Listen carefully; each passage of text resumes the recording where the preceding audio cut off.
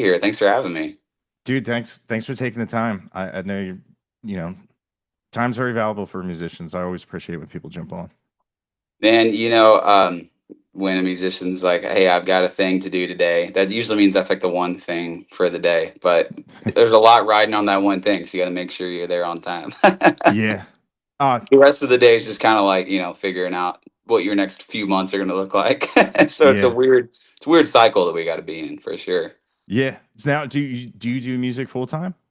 I do. I have a little part-time gig that every once in a while it was my full-time thing. I worked for a property management company out of Austin here, and now I just kind of look online, charge a few hours a week, and that helps pay little extra bills. But it's the majority primarily music, so that's good. That's what I was always going for. So, but I got a wife and kiddo, so yeah, that's expensive. So I had to like, oh, maybe I'm not ready to let go of my other things so far. But yeah, it's easy and little side job that I mostly do from my computer. So Yeah. makes it work. Yeah, and it's nice when you know how much time you put down on that job, you know how much you're getting back and paid, Yeah. unlike music. Exactly. Yeah, because you could have a really good weekend and or a really good month, really, and you could have a really crappy month. So you're like, I gotta, I gotta figure something out. Gotta make sure the next month's better. Yeah. Oh, Ups especially and like downs. yeah, especially like wintertime, Yeah. which Yeah. I never understood. Like I guess a lot of people, they're saving money for gifts around Christmas and everything, but man, the music industry just comes like a grinding halt. It's like depressing if you love Yeah. live shows. Yeah. It's weird. Like the big guys will always have their like around Christmas time shows that guaranteed sellouts, certain venues and stuff like that. But the regular like shows constantly getting booked and popping up, that doesn't happen as much from about December 1st till honestly like mid late February, really Yeah, comfortably. And you have just, you'd be lucky if you have like three or four shows a month, around those months. But yeah, I'm kind of keeping it like that right now, anyways. I'm on like an average like 5, 6 shows a month kind of circuit, like 4 full band, 2 acoustic. That's just kind of an average, but um, I'm kind of digging that. It's pretty good yeah, little good setup. Mostly Texas. Sometimes we'll go in the outer states, or go to the south a little bit. But yeah, Texas is big enough to continue to tour pretty regularly. yeah. And with a schedule like that, you can choose quality over quantity, which is always Yeah, nice. yeah, that's been big for me. I spent from about late 2018 to honestly like 2 years ago just playing like 3, 4 shows a week and for no money. And I'm like, man, that was fun. Gained a lot of fans and sold some merch here and there, but damn, I'm coming home with nothing. I better be a little smarter about how I book and how I guess worth it is, and furthering the name and the career and everything like that. Yeah. Now, when I was googling, it said you're from Inez. Is that? Inez, yeah, God, yeah. It's a little you're close. I mean, trust me, nobody knows where that's at. So yeah, I've heard all the pronunciations. But yeah, it's a little town outside of Victoria, Texas, where I was born and um, mostly raised. But I mean, I was raised in Inez, but it's like 20 minutes from Victoria, and that's even a small town too, but it's bigger. That was like our big city, and about an hour and a half uh, east of you was Houston. An hour and a half west was Corpus Christi. So yeah, Gulf Coast kid. yeah. So it's very very small town. Yeah, yeah, definitely. We got a Dollar General in Inez just recently, so that's pretty cool. That's big time. Next step, the railroad. Yeah, there you go. Now, like, what do people get wrong about small towns? Do you think? well, I would say that I would say a cliche is like all the people are very like I guess not well versed in just the world, what's going on, or everything like that. There are certainly people like that there, but there are a lot more people of pretty intelligent, smart people in those towns that just like to live there because that's the way of life. That's where they Yeah, were. That's where they grew up. Or a lot of them. My dad moved all over growing up, and he stayed there because he just wanted to raise his kids there. So, but he lived in Austin and um, DFW area, little towns around West Texas growing up. So mostly a small town still, but yeah, it's just kind of landed there around the time we graduated high school, starting to go to college. She was like, I like it here, but yeah, it's just kind of one of those towns. It's nice down there. If you like fishing and you like working at the plant, I guess, or being a farmer or rancher, that's a pretty good spot to be. Yeah.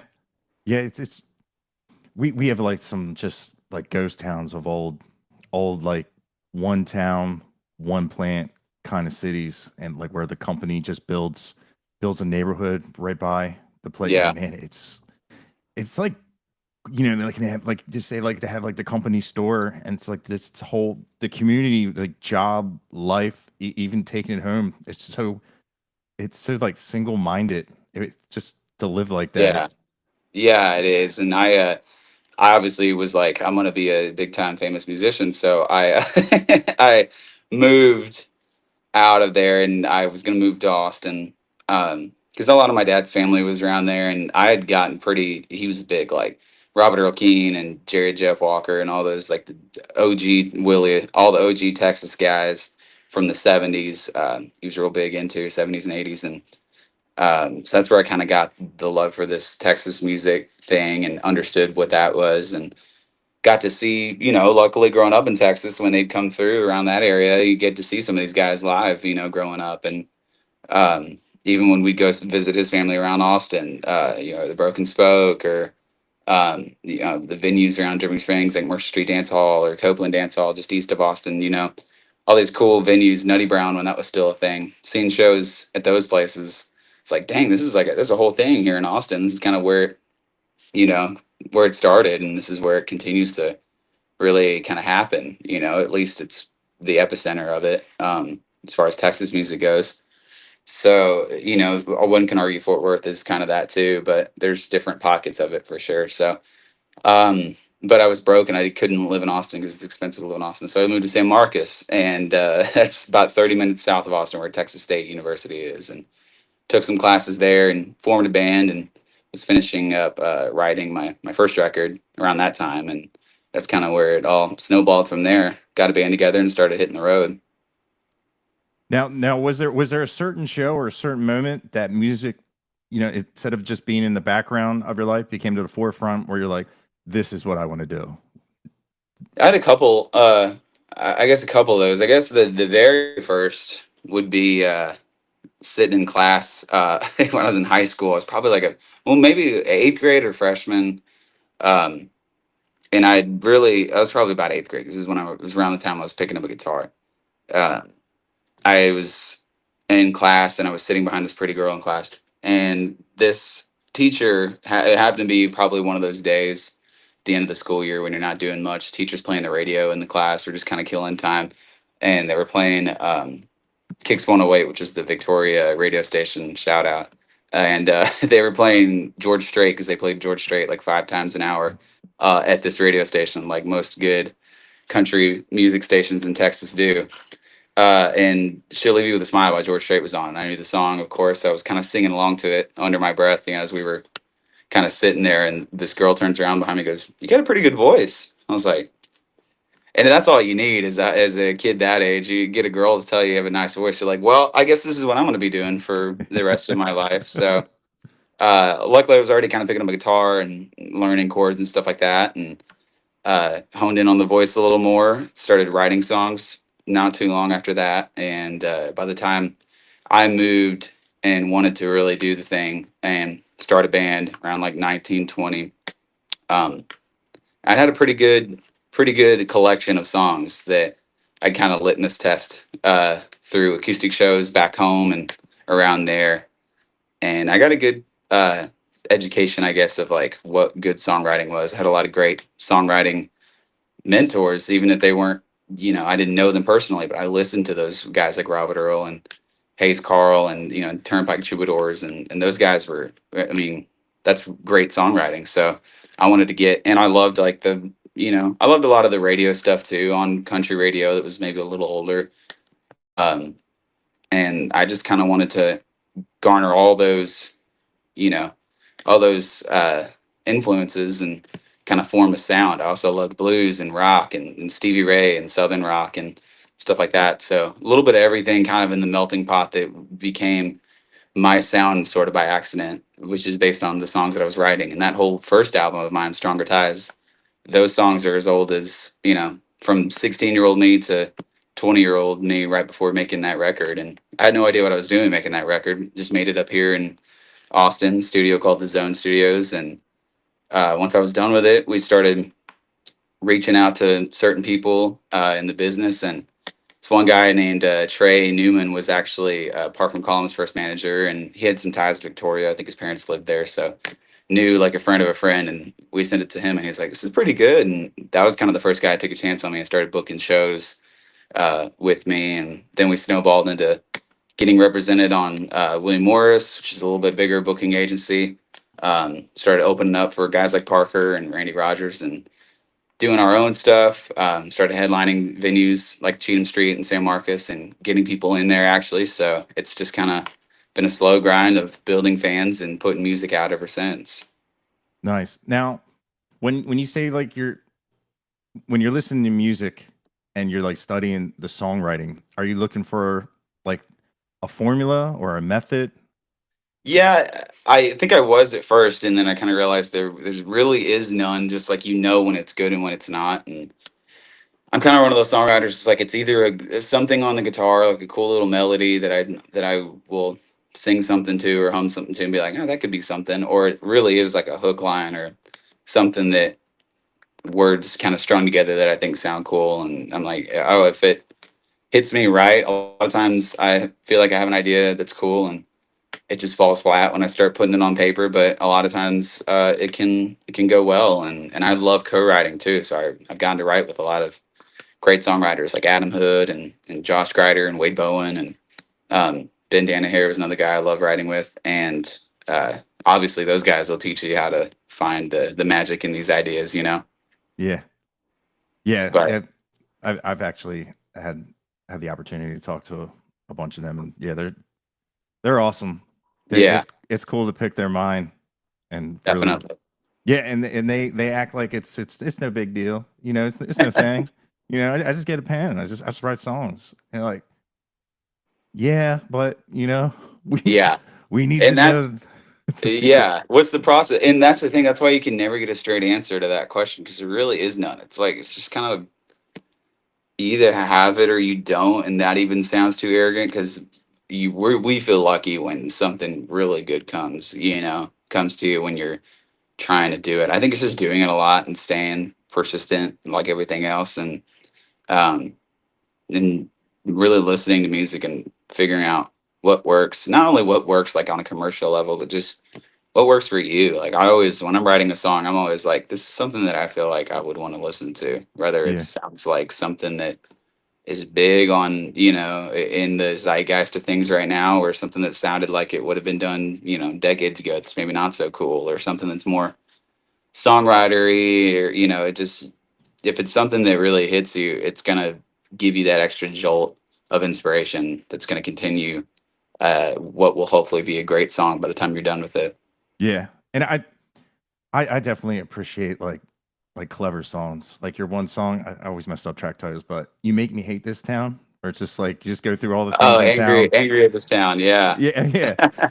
And I was like, dude, like, I everybody's done that, Yeah. when and you're just like, man, everything reminds you something. It's like you just, I could really relate to that. I was like, man, that's a clever idea, but it hits home. I really like that. Thanks, man. Yeah, I appreciate it. It's just another one of those ideas. I wrote that one with Carlton Anderson. He's another great artist, and yeah, just one of those things. Like, here's an idea. Let's see if we can come up with something cool with it. Yeah, it's like back to the small town thing. I was telling my buddy, I was like, man, we need to write a song about like there's no hate like small town hate. And he's like, what? He's like, what do you mean? I said, yeah, everybody talks about, everybody's family here and we're all kin and we're all. I'm like, but God forbid, you're dating a pretty cheerleader and you dump her, man, you're gonna want to move out. That You know, sucks. Yeah. you do anything that's out of the norm or something. Cause like I've been there. Cause he was like, what do you mean? I was like, dude, I was at court and the judge told me to move. He said, "Move." He's like, "I advise you move out of this town." I was like, Just leave, man. "Yeah." I It's was the like, best "But way to do it. I live here." And they're like, "Yeah, well, guess what? You shouldn't." But Sometimes that's the answer, man. Yeah. I think that's like, because that's what's so funny about like country artists specifically is a lot of them do come from, the majority of them come from towns that like, yes, I will 100% understand and relate to the songs that very much apple pie the idea of small towns, and I'm like, yeah, I'm like that when I talk about where I'm from. Like, only I can, dunk on it and talk mess about it, but if you do, I have a problem with it, kind of.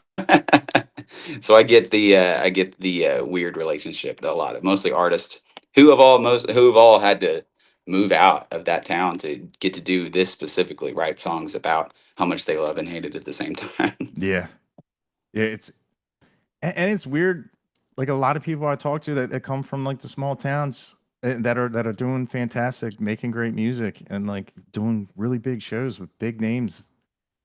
And you would think when they come home to be like a parade, Yeah, and it's like nothing. I'm that like, doesn't man, happen. Yeah, yeah, it's so weird when somebody from a small area like that, you figured, like all the 80s movies where they're like, yeah, like yeah.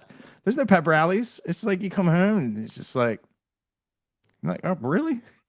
They're like, I'm, cool, man. I'm putting this town on the map. Like, where's the mayor? I should get a key. Where's the key to the city? Where's the key to the city at, man? It's just me and Stone Cold Steve Austin, dude. Those are the only two that have left, and you can Oh, find on Wikipedia. It's no big deal. so he's from where you're at. He is, yes, yeah, Look at which is that. pretty sweet. Yeah, like yeah, I didn't even know he was Texan, but then I didn't I really. dated or not. I dated. I had a teacher in high school that dated him when she was in high school, and you better believe that that was like one of the things that she talked about most of the time. Yeah, one of those like how do you know she dated Steve Austin? Just wait 5 minutes, she'll tell you, kind of Yeah, deal. she'll tell you. Yeah. Just no matter what you're talking about, she's gonna The work it in. picture, yeah, the picture will be brought up on the phone. Yeah. Yeah, yeah. It's so that was her Super Bowl. Yeah, exactly. But she stayed there. Yeah, she's in the town. But yeah, it's interesting for sure, the relationship that artists have with where they're from and everything like that. And it feels you, it gives you, even if you don't even always acknowledge it, it gives you a little bit of a chip on your shoulder, I guess. Yeah, yeah, that's wild. So like, it's funny when I was listening to your music today, and I was getting like a real big John Mayer feel, Dude, and that's then so funny. and then Dude, I just right before I got on, I just typed in Gravity because I was like, man, I'm gonna listen to John Mayer. You have a cover of that. I do. Yeah, I did a cover of that pretty early on, like right after the first record.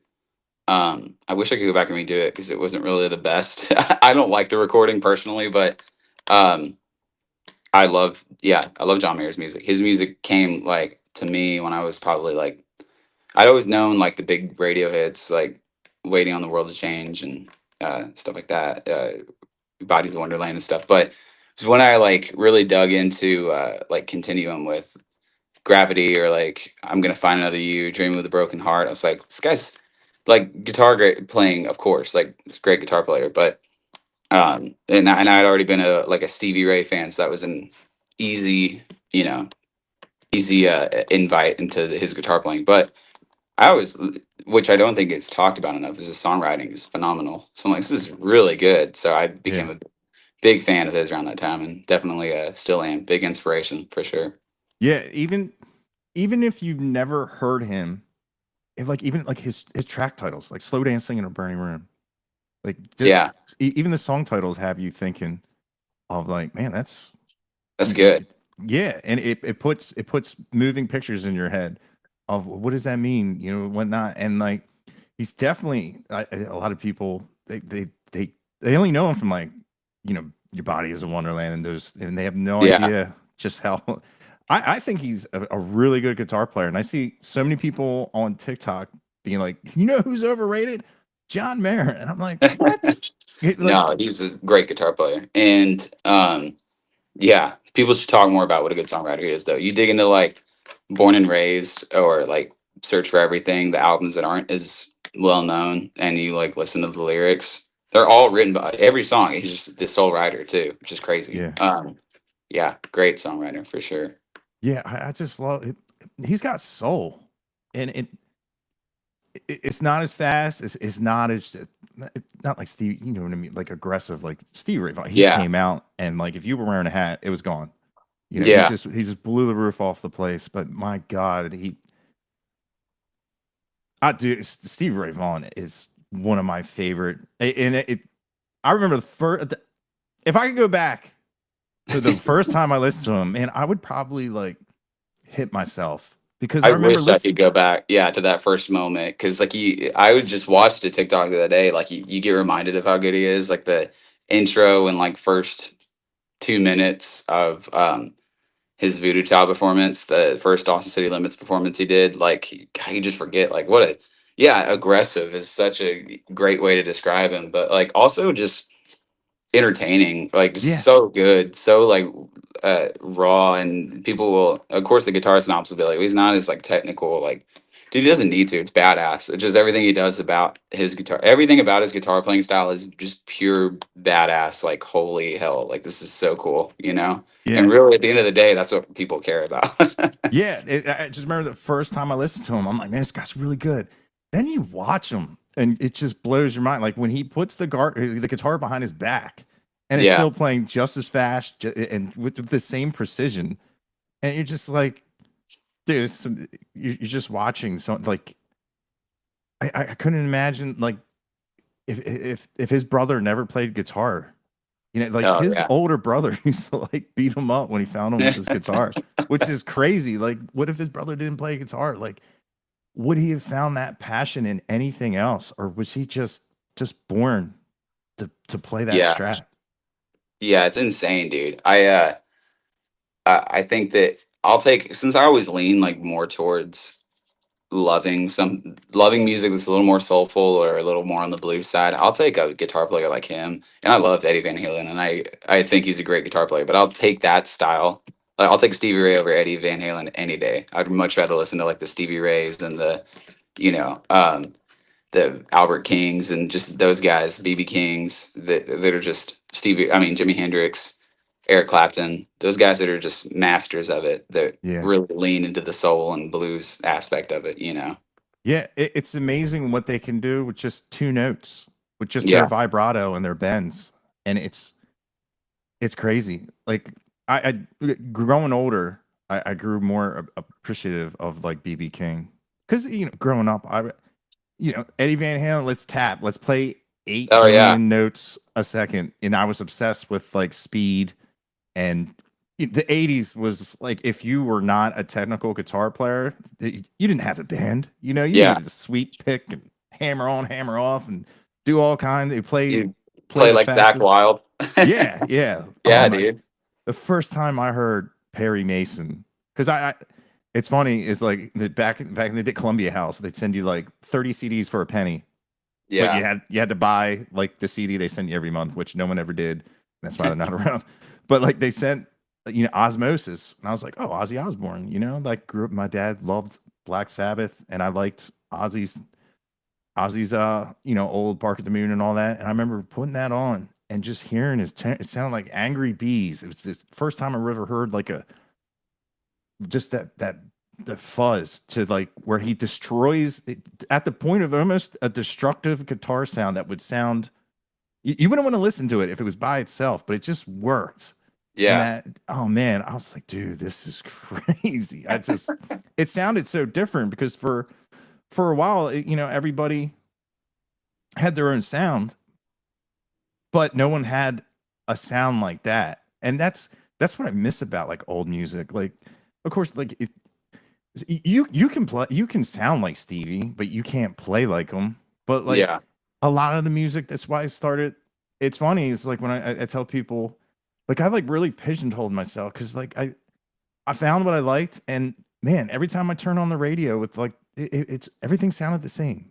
Every guitar band, it was just weird. Even like I love I love Avenged Sevenfold, but like if you have two guitar players, why do they sound the same?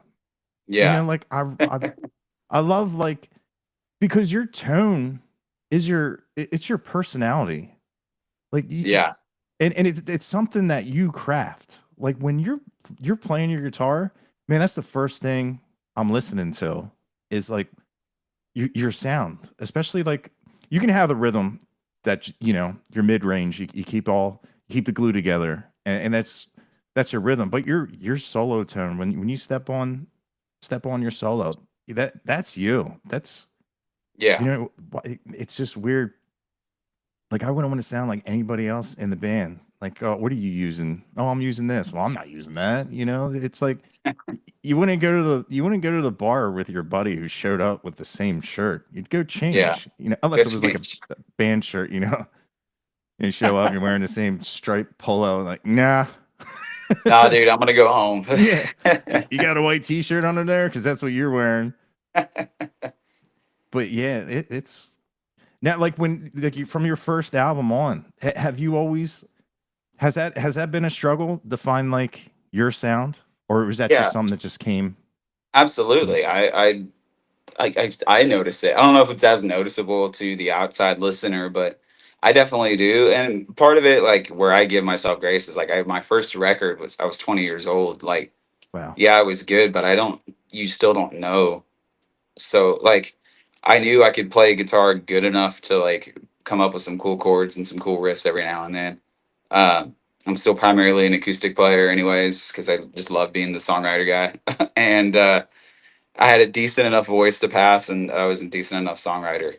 But each time, it's like each record or project or single I put out, I hear myself getting a little bit better, but I also hear myself like divoting a little bit from whatever sound was before. And I used to think that was a bad thing, and I didn't mean to do that. It was just like, oh man, like I just kind of found a lane that I think is cooler. That I think that there none of them are like drastic, but at the same time, I think a lot of that's just growing into this and finding your sound more. And I feel like I have a better hold on it now, which is like the way to find that is really just figure out when to say no to everything from when you're in the middle of a song that you're writing. Sometimes I'll just be like, this isn't me. I'm not even going to finish this. To the production side of things, you got more cooks in the kitchen. You got people from the band to the producer trying to pull everything in different directions, and where maybe I was a little more lenient in those kind of decisions. Now I know exactly, I guess, where the lines are without being afraid to push the envelope and go outside of the box, but also just really just knowing that that's not me. Like we can try that and that, but that's not me. I don't even want to kind of go respectfully go into that angle of things basically. And I think that's what really finding your sound is, unless you are absolutely doing the same thing over and over again, which some artists get away with doing that and are very big at doing that. Yeah, yeah, that's true. Yeah, dude. What I love about your music is, man, you're not scared of the riff. You know what I mean? A lot of Yeah. people just, it's all chords, and then the guy, he's playing E major over it, being in the box and everything. But now you're not scared to have like a riff driven song, and dude, I love it because who doesn't like a creative, cool arrangement of notes? You know? Yeah, I love it. And none of them are crazy or like they're just kind of mostly simple. But I find like Senseless is one that I started on the riff. I like I was like, that's cool. I'm gonna like write a song off that. Burn the Ground was one like that. Like that minor thing of just like that riff I came up with, and I'm like, I'm gonna write a song off of that. Heavy Toll is one. Just like that's a cool riff. I'm gonna base the whole thing around that. So I sometimes that's where it is. I'll come up with something in the chords, within the chords, and an arrangement of the notes, and I'm like, again, you just play around the stuff until it hits you. Be like, I could do something with that. So Yeah, that's kind of my process with those things. yeah, dude. Heavy Toll. I just, I I was just listening to it. That riff is awesome. Thanks, It man. it's Yeah, like heavy without being heavy, but if you liked Oh my god, that doom doom doom doom. Like my god, it's an Ozzy song. I'm terrible with song, but it has that. It's yeah, it's heavy. It's And got a man, little bit of, yeah. It's my most like the riff when I came up with it. It's got a little bit of like Southern Gothic kind of vibe to it, enough to make you think it might be an Ozzy riff or a Allman Brothers riff. You know, you just kind of Leonard Skinner little vibe to it, but it could also be like a David Allan Coe thing. You know, it's just kind of one of those things I came up with, and I was like, hey, you know, don't be afraid of that. You know. yeah. Now, did you grow up listening to heavy music? Yeah, I did. Every once in a while, I would kind of dip my toe in listening to guys like that. Um, Dude, I grew up. My dad, as much as he liked that, you know, the '70s Texas stuff and early Texas country, like the Pat Greens and all that stuff. Um, you know, my dad loved like Rage Against the Machine and you know, shoot, who else? He loved, you know, Black Sabbath, and he loved the early like the early late '90s, like before post grunge. Like I kind of consider like Nickelback and all that kind of post grunge, but like late grunge, like Soundgarden and stuff like that, Alice in Chains. You know, so I grew up on a little bit of all that stuff too when it comes to rock. Nothing too like, I guess nothing too. I mean, Metallica. You know, your mainstream metal, I guess, is Yeah, like where I would really get into for sure. yeah. Like because you know, not a lot of country has like riffs like your Yeah. music does. So it's definitely interesting to hear. And as much as I never wanted to like make a record or a song that sounds like that, I'm for sure not afraid of like if I come up with a riff like that, like how we did with Heavy Toll, which I'm still like very proud of how we arranged that song. Like, yeah, it gets a little rocking, it gets a little heavy, but you know, it still has that riff is primarily we recorded like three acoustics to do that thing. It's not like it's this screaming crazy like electric riff, you know, but it's Yeah, still got the roots aspect of it, but it drives for sure. And when the whole band comes in, it's the way the song was arranged too. It's like it makes it feel heavier for sure. oh yeah, yeah. Like it's heavy and aggressive, but also at the same time very polite. You know, it's I'm cool with that. That can be my I'll put that on a t-shirt. yeah, I love it. It's because a lot of bands like Rage Against the Machine, he didn't use a lot of distortion. That's all Yeah. like chimey, rounded, you know, single coil with that quack, and yeah, there is some. It, it is interesting to listen to like a heavy band that has clarity because it's cool because it's hard to Yeah. play like that, especially you know a lot of those metal guys. You know they have so much distortion. They can make so many mistakes, and you would never know. You know, is it? Yeah. My So guys hate when I arrange a set list because it shows how like wide my how much I love both sides of the same, you know, or both sides of the spectrum. Is like I'll put Heavy Toll and then I'll put Wayside, which is another one of my like top songs, but very subdued, very slow, very songwriter. He builds a little at the end, which is cool, but I'll put those like back to back, and they just my band's like thrown off either way because they're like either jolted from Heavy Toll and like want to keep that riff going. Like, all right, now we're gonna slow down. We're gonna like really just kind of basically just be an ambient noise, you know. But I like that stuff too. So it's just you know yeah. just kind of Now, what makes them exist, I guess. do you have a go-to song that if you know if you feel like you're being background music, maybe the crowd doesn't know who you are? Is there like a Mason Lively song that you know you're gonna get the backs to turn around? Do you have like an ace in the hole? Yeah, I think both of those that I mentioned, Wayside and Heavy Toll, are two that really do it in those scenarios.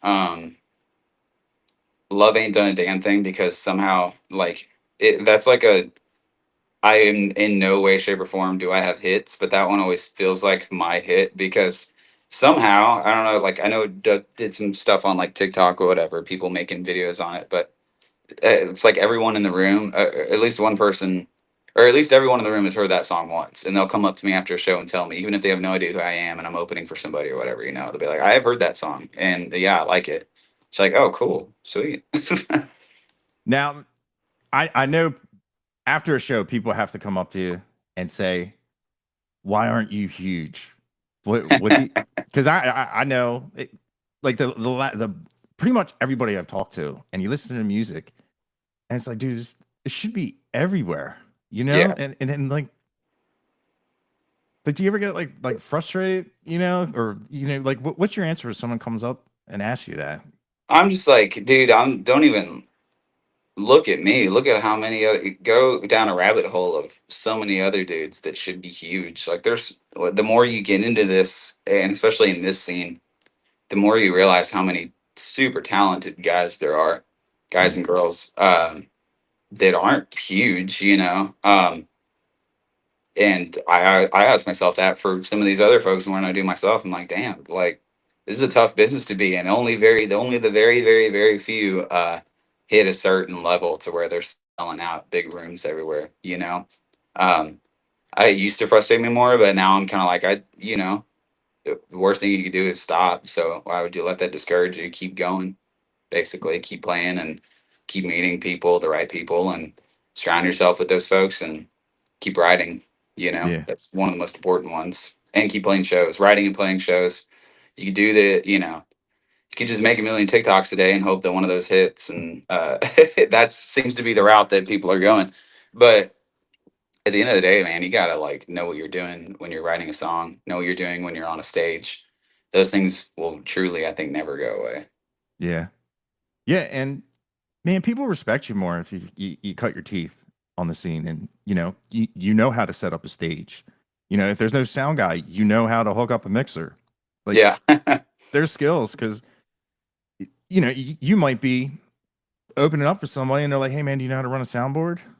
Y- y- Yeah.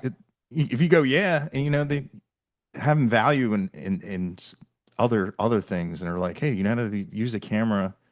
There's just so much stuff like you can do in music, but yeah, it's a cutthroat industry. I remember seeing my favorite band, and they were local, they were great, man. They were out, they were signed, they had a major movie, they had a song in like a Need for Speed video game, and they were asking money so they could go get a loaf of bread and peanut butter and jelly so they could eat to their next show. I was like, Yeah. I'm like, what?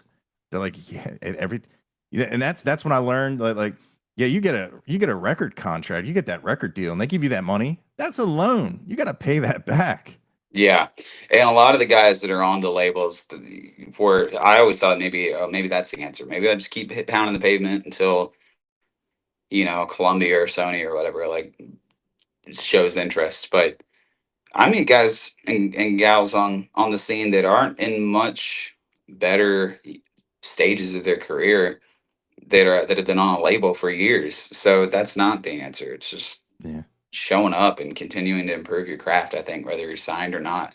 Uh, yeah, you have that money up front right away, but you do have to pay it back in one way or another. And when you are independent, what sucks about it is it's a lot of overhead. So um, a lot of those things that those bigger paying shows or whatever, those opportunities, you land a song in a show or whatever, you get paid a couple grand. That all goes back in the business, man. That puts tires on the van, and yeah, that hires the camera guy that makes your reels and content that you gotta then put out when you're putting out new music or studio time. So it's it's always kind of like a never ending cycle of like put it back in. yeah.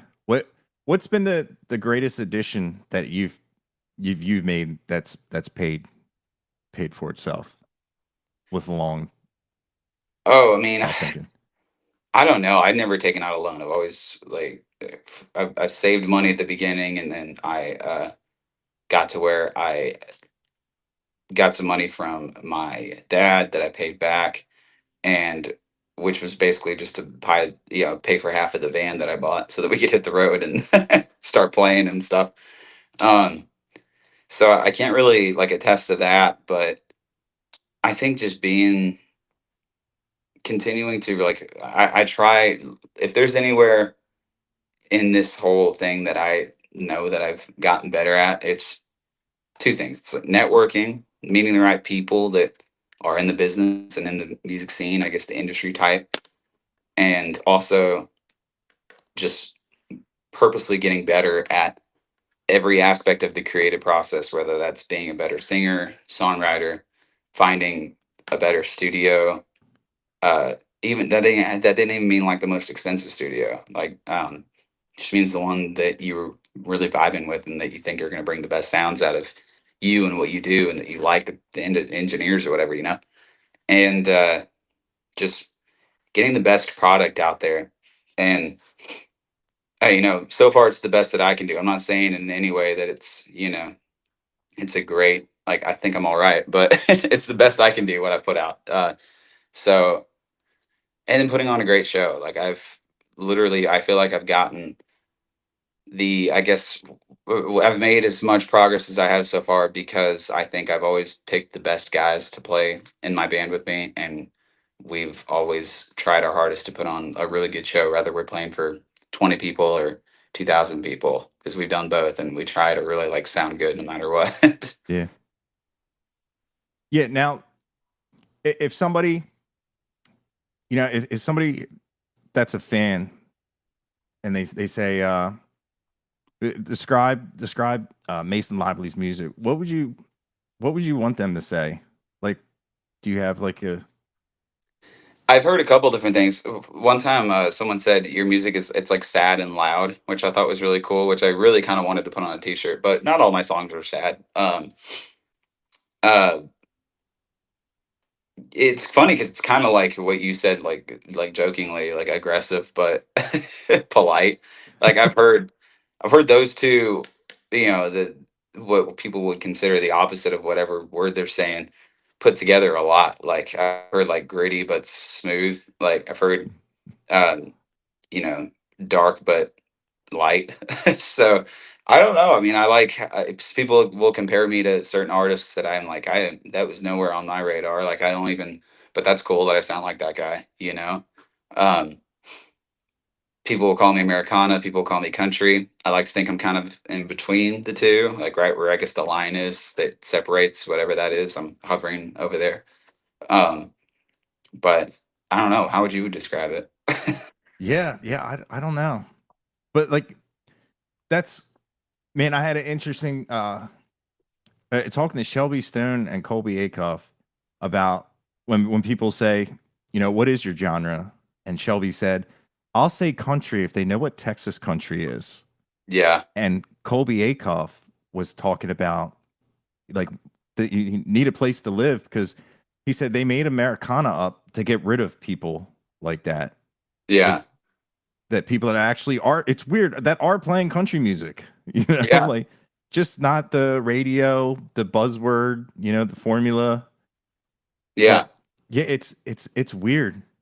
It's because like before I knew anything about Texas country and what you're doing, that was like a curse word, If you were to like, hey, I'm gonna put some Country. country on, I'd be like, no, I haven't turned the radio off. I know, which sucks because like people don't give country the same, I guess they don't look at it like people know rock to be, because I think because rock's had more iterations of its genre popular, like on top 40 radio.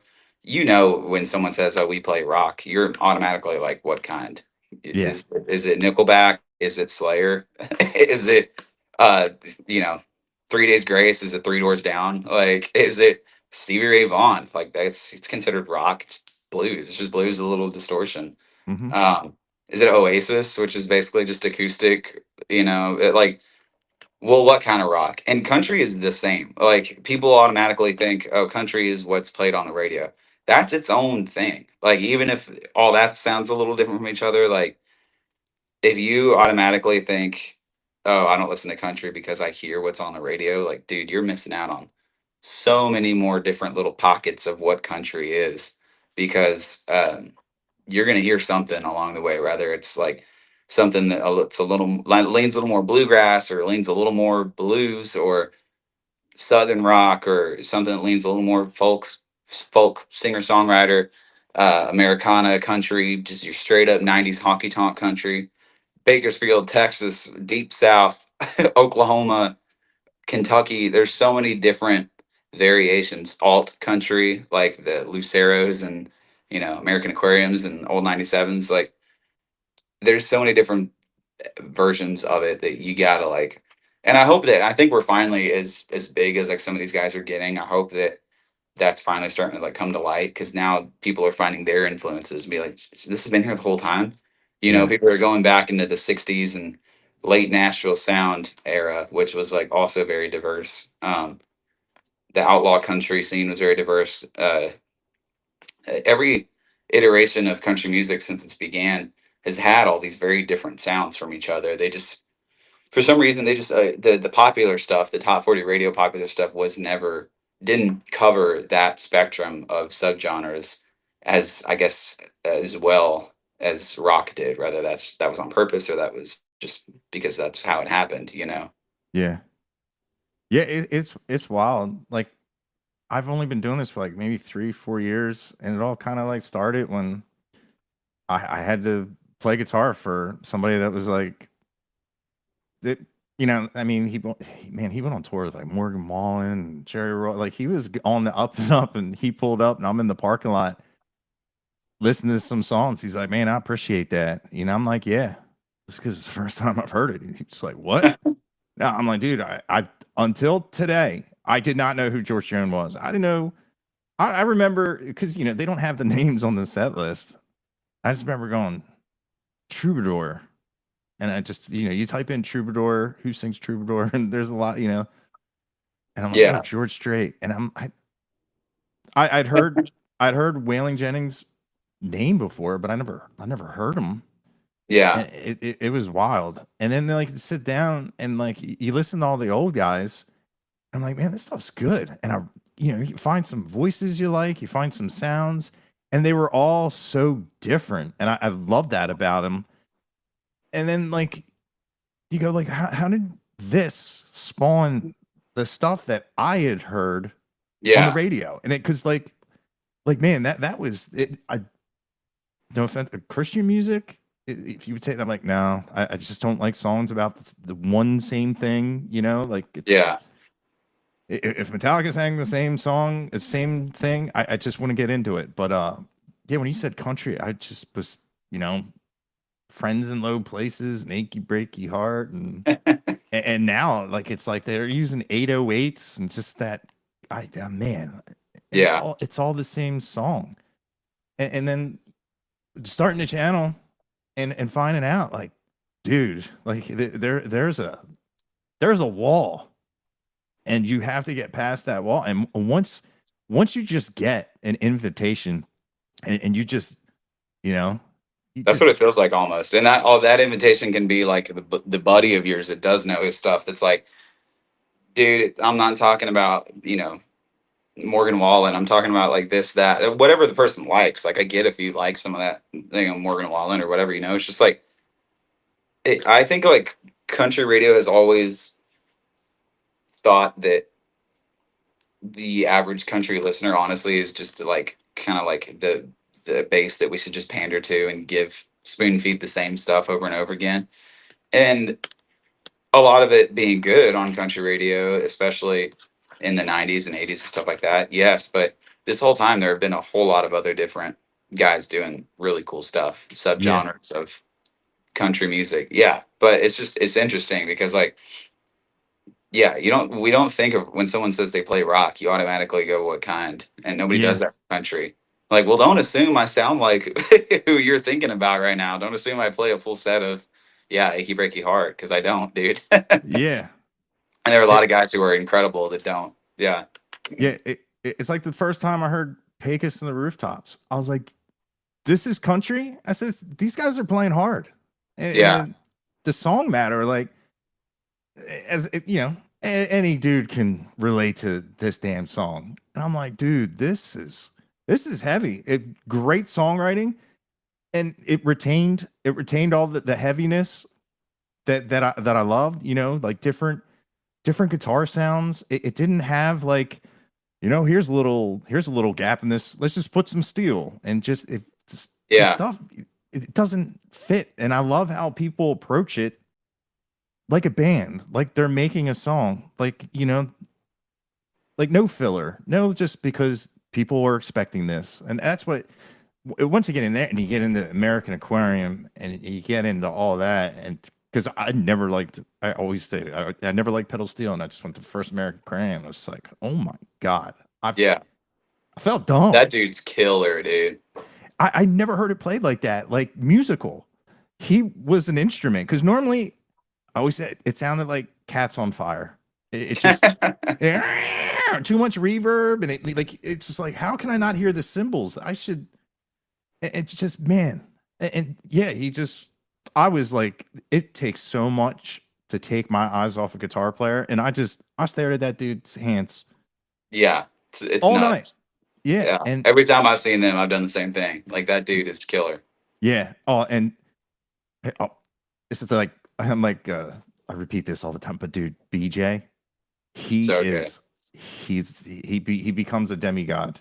He just, dude, his eyeballs light up, and it's just, I don't care who's calling me.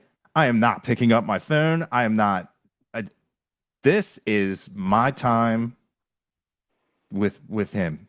Yeah, It's man. I thought, like, I thought the Texas heat would slow him down. Nope. He just comes out there, and man, for the 90 minutes, it's just 110%. Every yeah, time I've seen him, it don't matter how small the stage, how big, he is just 100%. And yeah, that was my first introduction into the scene. And, you know, and going from, like, there's so many good artists, and it's great. It's awesome, and that's why I love doing these, because, like, man, if people don't know your music, they need to hear it, because it's just as good. And I love it. Like your last album, man, it's like, from your first album to your last, the last one you put out, man, it's got that soulful vibe. And thanks, man. man, it's funny, like, dude, that Heavy Toll, it made me, when I know, like, I love a song is when I hear it and I'm angry I'm not around a guitar. Like, I wanted to pick it up, and I'm like, dude, I'm gonna play this. I'm gonna overplay it. It's just drop D. Oh Yeah, yeah, oh yeah. It's all boom. I'm like, oh yeah. That, you know, you can't take that out of me, because if I hear that, I'm just like, oh yeah. That just pulls me into that direction. Because, man, like, all those blues songs and everything. When, you know, when you know they're playing in D, you're gonna hear a badass song. yeah. It's one of my, It's an underrated key for sure. yeah, yeah, like, Kenny Wayne Shepherd, man, where Oh, killer. Yeah, he destroys when he plays. It's so cool. And like you said, not a lot of people playing D, but man, you can tell, as soon as you see him slide up to that 10th fret, you're like, yeah, we're gonna have some fun. Because it's kind of like yeah, right in the middle, where you can just up and down, up and down. Because even something like, I'm not a fretboard wizard, but I can map that out pretty well. Because when I'm playing an E, I'm like, where are the top notes? Oh, they're yeah. open, dummy. You got nowhere to go. Yeah, you're like, oh wait, shouldn't I be doing more here? Yeah, Yeah, yeah. Whole half, whole half. Yeah, but man, like, yeah, we gotta. I know you said you want to do an hour. Is there anything you wanted to talk about, or like, you have anything coming up? yeah, dude. Got some shows coming up. If you're in Austin area, we're playing at ACL Live, the 310 room, which is a smaller room outside of it. Super cool club. It's on July 26th. We're doing like my birthday bash show, I guess then. Um, so that'll be fun. Full band. Got a new song coming out around that time, so stay tuned on that. That'll be pretty sweet. A song we put out a couple months ago, Texas song. Go check that out. Wrote that song about Texas, and yeah, just catch us on the road, and yeah, see you in your town. Yeah. I Now, appreciate you having me, dude. yeah, hell yeah. Now, Fun, for your birthday show, what do you want people to bring you? man. Just buy a ticket. That's all I care about. I Yeah. mean, surprise me. I don't know if I should say that, but throw something up on stage. You'll get Yeah. kicked out if it's something a little too. Who knows? I don't know. I don't even. we've seen it all, you know. Yeah, that's funny. But yeah, man, I know you said you wanted to do an hour, so I don't want to keep you over. But dude, it was really cool talking to you. Yeah, it's good talking to you too. It's fun. It's always a great time to just hop on Zoom and talk music. I love Yeah. that kind of stuff, and I appreciate you having me, man. Thanks for doing this for myself and all the folks you have on. I've seen, you had like Shelby on, who's great, Colby, like you said, like Pecos and Dylan Wheeler. I've seen all my buddies pop up on your feed, and it's always cool. So thanks for doing this, dude. Yeah. Yeah, I need to get Dylan on here.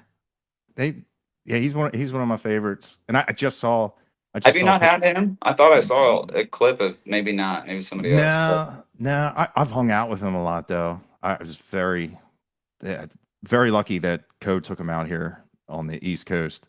So it was really cool. I got to see him a bunch of times. And Pecos was just here, and I know where they keep the buses, but I didn't want to like go over. but go over I, there and Germ. huh? Go Germ. Go what?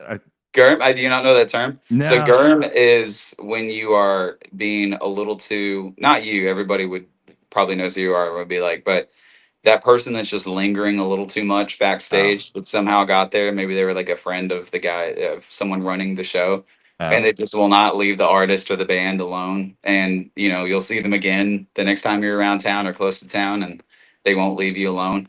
I don't know where the term came from, but that is a GERM, That GER. that's a good term to know now if I hear that, because dude, I, I linger. I'm a lingerer. I know.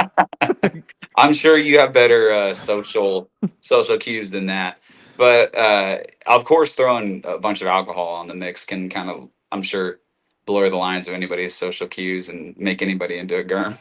Yeah. Oh I've yeah. probably been a germ at some point. Yeah. I was 110 full on Germ at mile zero. Dang. That's a good fest to do it at for sure if you want to go Yeah. for a germ. Yeah. Yeah. I I was giving hugs to everybody. Nice. Hey, that's always welcome. I'm like, Yeah. all right, bud. Yeah. Let me fangirl. I'm sorry. Let me start off with I'm I'm sorry. so sorry. That's my favorite too. When it's like a dude that's been hanging out for like an hour or just around, and be like, "I'm so sorry, I'm still here, but I just need to ask you another question." Yeah. It's Oh, man. it's nice to be adored. Yeah, yeah, yeah. But I know you're not a germ. I can already tell. You're good. Mhm. You're out of the germ crew. Yeah, Trust we'll me. see. Ask next time you're on somebody's bus or hanging out with bands. Like, ask them their worst germ experience, and I'm sure they'll give you some pretty wild ones. Oh, dude, I feel like I'm in the club now, and I know this term, and I'll probably use it out of context, trying to be cool. No, no, throw it But around, man. yeah, but now like when I jump out from the amp, it's like Mason. You're like, whoa, yo, Ah, yo, Germ. no, I'll dab you up. I'll go, what's up? But yeah, man. Thanks for coming on here. Dude, of course. It was fun. Thanks for having me. Yeah, dude. Like, and I really enjoy your music, and I really hope if people haven't already heard you that they check this out and they go down that rabbit hole of some whatever you want to call it, good ass music. Good ass music. I'll take that. Yeah. Well, I appreciate it. I hope they do. And yeah, thank you again for doing this, dude. Really Yeah, man. appreciate it. Yep. Yeah, and yeah, you're like 99% uploaded, so Oh, sweet. yeah, we're Do you good have to to hang go. out until that's done? No, it'll say uploaded once I stop it, but hell yeah, Oh, yeah. we could just end it right here. Sweet. Yeah, Sounds good, man. Well, hey, great talking to you, bro. hell yeah. Thanks, Mason. Definitely. Shoot me a message anytime. Thanks, man. Yep, I will. Thank you. You as well. Catch you later. Peace. See ya.